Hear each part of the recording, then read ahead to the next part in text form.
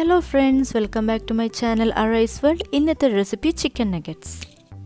ഇത് നല്ലൊരു ഈവനിങ് സ്നാക്കാണ്. അതുപോലെ തന്നെ കുട്ടികൾക്ക് നല്ല ഇഷ്ടപ്പെട്ട ഒരു റെസിപ്പിയും കൂടിയാണ്. സോ ഇത് നിങ്ങളെല്ലാവരും ട്രൈ ചെയ്ത് നോക്കില്ലേ? ഓക്കെ, എങ്കിൽ നമുക്ക് വീഡിയോയിലോട്ട് പോവാം.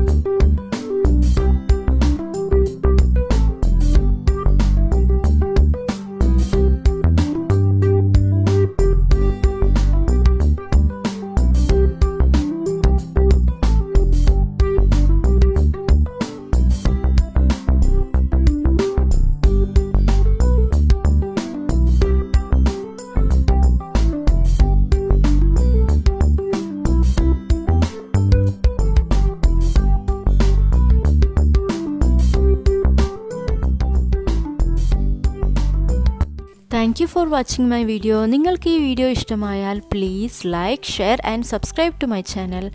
Okay, see you the next video. Till then, bye bye. Take care. Have a nice day.